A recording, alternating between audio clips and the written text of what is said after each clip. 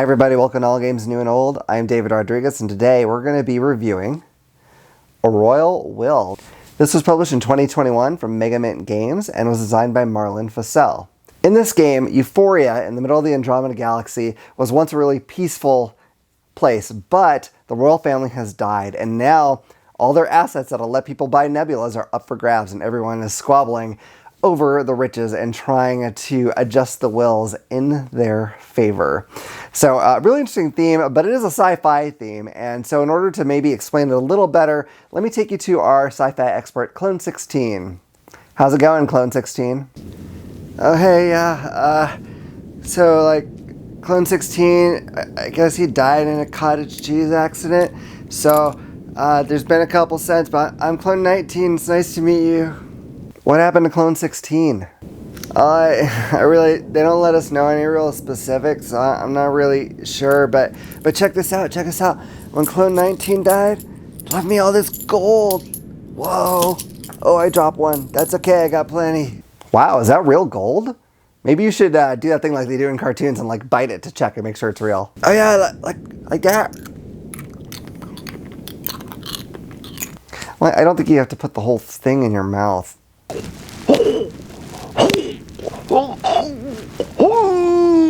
Okay, you don't have to point. I can see it's in your mouth. Is it real?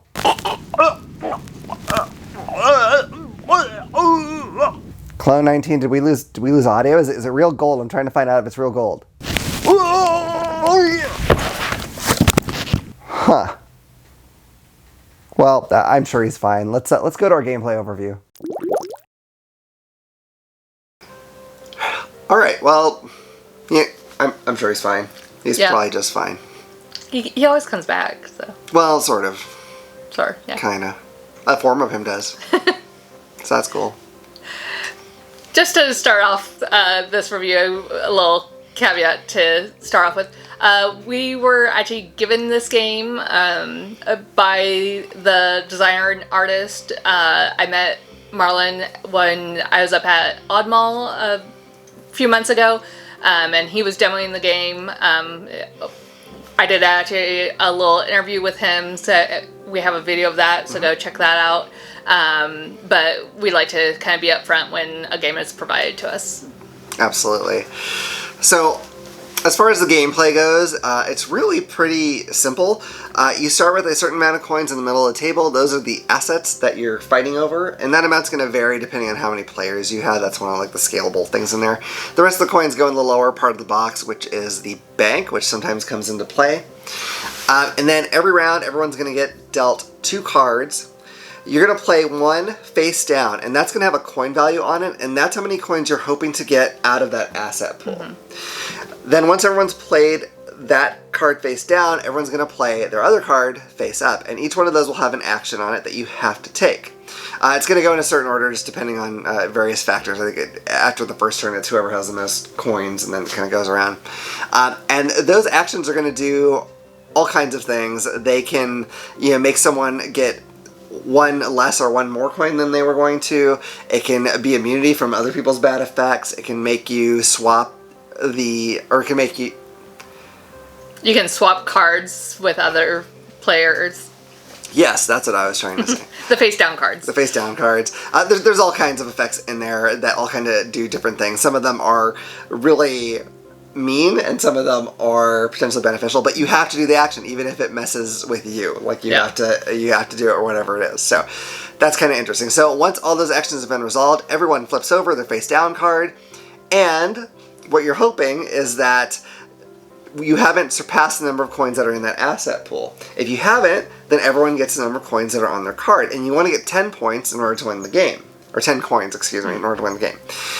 If you have passed it, then you bust, no one gets their coins, and the person who is the greediest, who is basically asking for the most coins, has to actually give up 2 of their coins into that asset pool, making that asset pool even bigger for the next round, or will, as it's called, in the game.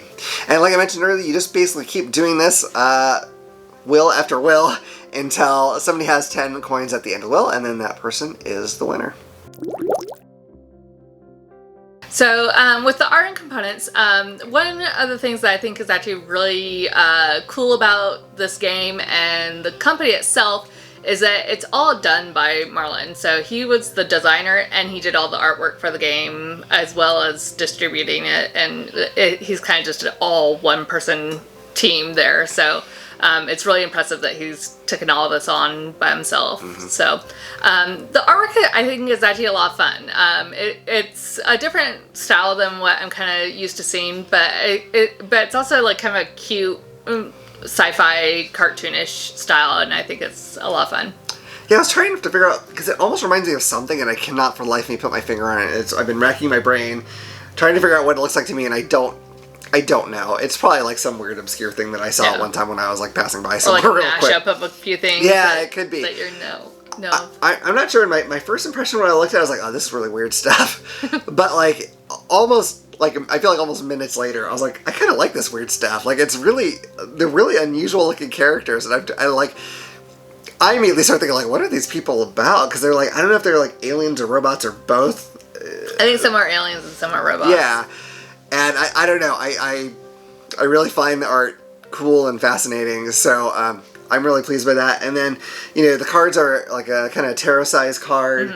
And then the tokens, which, there's a few different kinds, but they're just nice, thick cardboards. They're good quality. So. Alright, so the theme of this game, where you're fighting over the spoils of the wills from the royal family that died, so you can buy nebulas. It's not super integrated into it. I don't feel like, knowing that theme, it kind of helps, what's going on, but I don't feel like the game itself feels like there's constant reminders of that going on, of that being what's going on so much. Like the characters kind of are. I think the theme more comes into play when you're looking at the cards and the characters of the cards and what their abilities are. The character and their ability kind of makes sense when you're dealing with a will of someone that passed away. So yeah, and I don't mean to say it's completely absent by any stretch. It's just, it's not this deeply thematic experience, but it's also a very short game. It's hard to fully, immerse you in a theme in such a short period of time, especially because, not only is the game not long, but the play itself is very fast, I feel. So, it's probably as thematic as it can reasonably be. But yeah, it's there, it's just not super strong, I don't think. I always get a little bit nervous when not only is a game given to us by a company to review, because we want to give our honest opinions about the games, but especially if I met the person in real life, then I feel like there's extra pressure of Pressure's on. I really hope I like this game, because I met them and they're a really nice person and I don't want to not like their game. There was no worries about that with this. I really enjoyed this game. It's a really fun, fast-paced game. It's kind of like a little upgraded version of just a party game that you would find at Target to me. It's really fast-paced. There can be a little bit of backstabbing on some of the cards, but because it's so fast-paced, you get over it really quickly. It's not this person suddenly destroyed a plan that I've been working on for the last 45 minutes. So, even though there can be some backstabbing, it's over real quick. So, you might have some people, I know some of our friends probably still would not necessarily like the game because of that, but it is so fast paced. And, I think the game says it's about 15-minute gameplay. At a 2-player count, I think it was even quicker than that. So, it's 2 to 6 players. So I actually really want to try and play it with a lot higher player count and see all the craziness happen with it. Yeah, me too. So I didn't get to meet the designer, so I can unleash and not feel bad. No, I actually really like this game too, and I didn't have any particular expectation one way or the other. I wasn't negative on it, but I wasn't super jazzed about it either. I was like, oh, this looks interesting, and that was about it as far as my thoughts go. And even reading the rules, I was like, okay, I see what they're doing. I have no idea if this is going to be fun or not. It seems all right. I actually had a blast playing this. I kind of just wanted to set it up over and over again.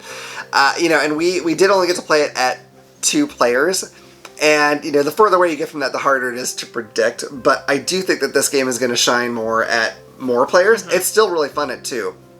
But there's a lot of stuff that I think will add to a lot of the kind of chaos and just, poking at people as you get to a higher player count. But that being said, I'm really glad that it does play well too, because that's something that we can, take with us on a trip or whatever, and easily get some games in really quick, and it's fun to do. This felt to me a lot like some traditional card games, but I don't like traditional card games, but it has a theme. And so it made it work. It made it okay for me. Like, it had the good feelings without me, like, looking at the cards and wanting to vomit. So that's great. I really like the cards. Yeah, I was impressed at how fun this was. And for, like you said, it's a mean game. Like, almost everything you do is probably going to screw someone over. You're trying to screw someone over, at least. There might be a few things that it's not the case. But in general, you're going to be doing a lot of that. But because it is so fast, like, I don't feel guilty if I do something mean, because like you said, I haven't screwed up something you've been working on for 45 minutes. There's some games where I'm like, oh, this is the tactically right thing to do, and I'm so sorry. Like, I have to do the thing. It's just like the thing you have to. This game, it's just like that every round, and someone's gonna get to 10 coins relatively quick, and then you can play again, and it's fine. So, like, the mean is more funny to me than it is like possibly flip the table anger inducing, which is the fantastic. Only thing that I can see is, like, I don't see, there's not anything in this game that I notice that can, like, prevent you from gigging up on another player. Yeah, that's probably but I think that just depends on your player group. If you have a group like that, don't play that game. Yeah. But, like, other than that, or at least if it bothers you if a player's ganged up on, don't play this game. But I think I really enjoyed it, and I think a lot of other people will too. Yeah, totally agree. And I usually, most of the games we review are games that I've bought. We've gotten a few from publishers, but not very often. And so I love playing a game that I had no expectation of, that I might not have picked off the shelf. I'm not trying to insult the game, but I just don't know if I would have grabbed it off the shelf and bought it. I love when we get a game like that, and I actually find it really enjoyable. Mm-hmm. So, I don't know, I feel like we've been gushing a lot. Do you want to talk about our final scores? So okay, we'll get to the final scores. So, for me, I'm going to give it a 10. Wow. I really enjoyed it. I thought it was really fun. I really appreciate that it's a fast-paced game. It's a small game.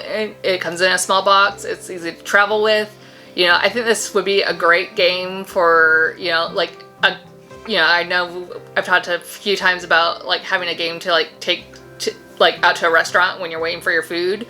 Play a few rounds of that while you're waiting to pass some time, or take it with you when you're doing a really big game day, and that, like, at the end of the night when you just kind of want to wind down, you can pull this out and just play a few rounds just to kind of have some fun and kind of relax from whatever big game that you played. Yeah, this would be a really good, like, icebreaker game. Yeah, if you're playing with people that you're not super familiar with, and you're, like, maybe a new game group or whatever, bust this out, play a couple rounds, you've jabbed at each other a little bit, you could probably handle whatever goes on the rest of the night. So I think I'm gonna give this one a 9. I really like it a lot too. I mean, 9 is an incredibly high score. I think if somehow it could have felt more themey to me, it'd probably be a 10, and it's almost there, but maybe not quite for me. I almost feel bad not giving it, because I did say, like, it's a short game, it's hard to get the theme in there, but I am a super, super theme person. Yeah, you are. So if it was somehow, and I don't know how they do it, if it was somehow a little more themey feeling, even if there was just, like, maybe some kind of, like, weird, like, flavor text quotes from these characters on the cards, I think that might have even pushed it over for me, maybe. If I got, like, a little more of a feel for it, a little more of a feel for the universe or whatever when I was playing, I think that might have been enough.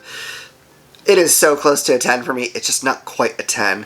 But, I mean, look, don't complain about 9s, people. It's fantastic. It's a great game. I think a lot of people will really get a lot of enjoyment out of it, and I am so glad that we got this the way we did, because I don't know if I would ever experience it otherwise.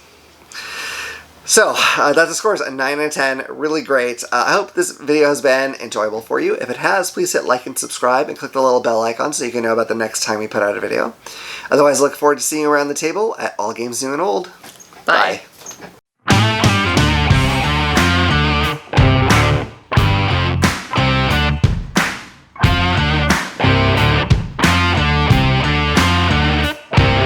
More in depth or more enjoyable to players that don't like card games. Yeah, that's awesome people who don't like traditional card games. Like me. It's not just like, well, I have a 7 of diamonds. What does that mean? Nothing. But I know it's swapping your cards about. Anyway, Royal Flush. Psh, like to flush those cards down the toilet. Anyway, I don't even know what Royal Flush is. It's something where you have some cards and that's good. I hate traditional card games. Anyway, this sucks. I feel like I'm gonna retch. If you liked that video, I think you might also enjoy this one. Or this one. Please hit this little button to subscribe so you can see all our future videos as they come out. We'll see you around the table. Bye. Bye.